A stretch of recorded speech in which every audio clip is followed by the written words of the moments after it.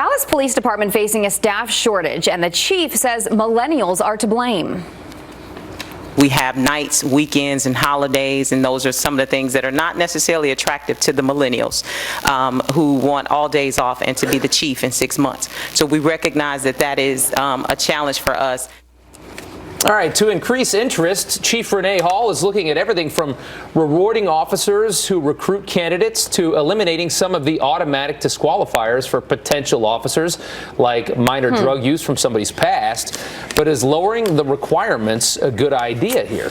That's the big question, and here to weigh in is former police officer, investigator, and crime and justice expert, quite a title there, Vincent Hill. Thank you for joining us this morning.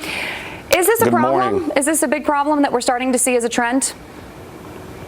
Yeah, absolutely. I mean, to Chief Hall's point, police work is definitely not for millennials. It's definitely not a 9-to-5. There's no Care Bears in policing or at police stations. It's a very stressful job, and I speak from experience. So it's definitely a problem that we're facing to try to get qualified officers, not only in the city of Dallas, but around this country. Well, you know, the interesting thing is that if they are going to lower the bar to be a police officer, that can be very dangerous. If you recall back in the 70s and 80s when they had the cocaine epidemic in South Florida, Miami police just hired a ton of cops, and the standards weren't that high, and half of them ended up being corrupt. And that's the risk that you run when you don't take every single hire on a police force seriously, isn't it?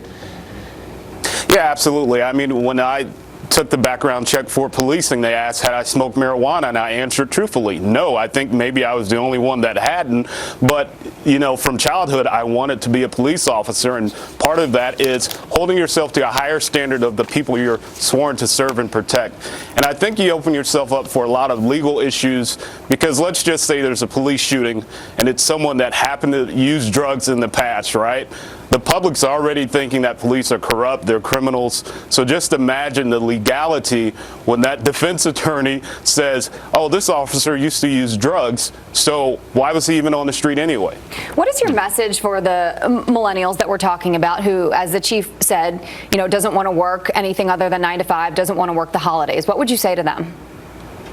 Well, I would say policing is definitely not for them. I think in the 6 years I was on, I think I worked every Thanksgiving and every Christmas. My family was upset about it, but those are the duties of the job. So if you're looking for quick resolution, quick advancement, if you want to be the chief of police in 6 months, don't go into policing. It's definitely not for you.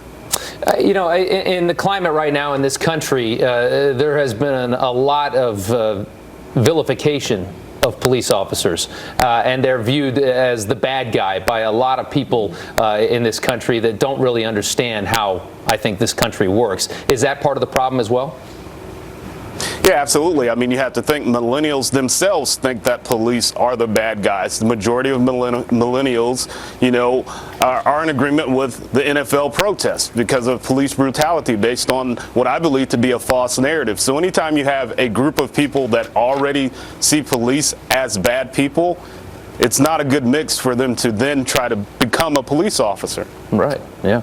Okay. Vincent Hill, thank you. Thank you, sir, very much. Thank you. 47 minutes after the